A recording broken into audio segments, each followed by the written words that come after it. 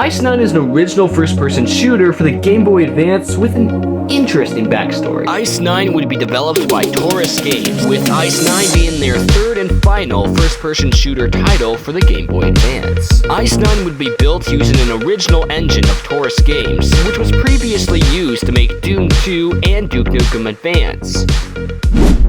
Now this is where things get interesting.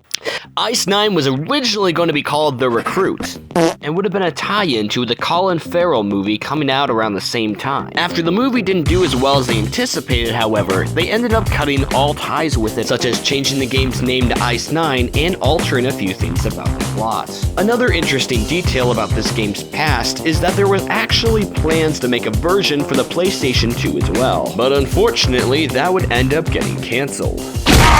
Now that we've talked about Ice 9's past though, let's talk about the game itself.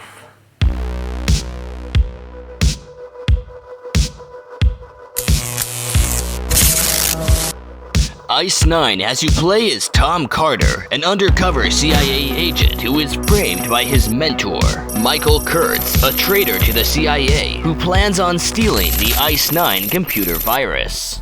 Why does Michael Kurtz want this Ice 9 virus? Who knows? That's not important. What is important is that Ice 9 takes place over 18 different missions. Holy shit! The levels take place across a variety of different kinds of areas, with you usually being given a list of objectives to accomplish, such as taking down a certain number of enemies, getting your hands on a certain item or keycard, or having a limited amount of time to pull off the mission. Ice 9's levels usually have a tactical element to them, having you use particular gadgets, weapons, or strategies to successfully pull off the mission. The weapons themselves actually feel pretty decent to use, with all 7 of them feeling fairly different from each other and each serving their own purpose. As for the enemies, I would say that they're fairly balanced, with them being fairly simple but also being able to put up a decent challenge, especially later in the game. There are 2 major issues though that Ice 9 has, and contrary to what many reviews say, neither of them are the level design. The first major issue is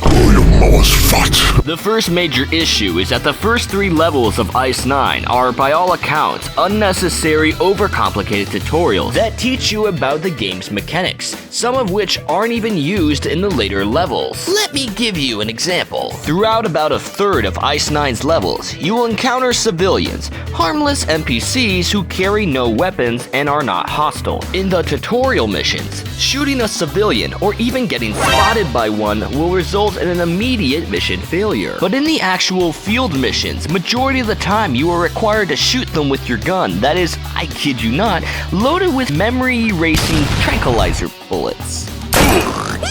There are many other examples of bad player conveyance, such as in this one level where I had to disable the lights in order to not get spotted by security cameras, only to then get spotted anyway. Mission failed! Another issue with Ice 9 is that a lot of its missions require you to take down every enemy before you can leave the level, or give you a time limit to complete an objective. And in some darn cases, you have to do both. I failed a mission more than once just because I ran out of time while trying to find all the enemies on the map, making this feel more like an elaborate game of hide and seek. And while I didn't struggle with this problem personally, Ice 9 also has a mechanic where if you don't get a high enough score in its levels, you have to restart them over again.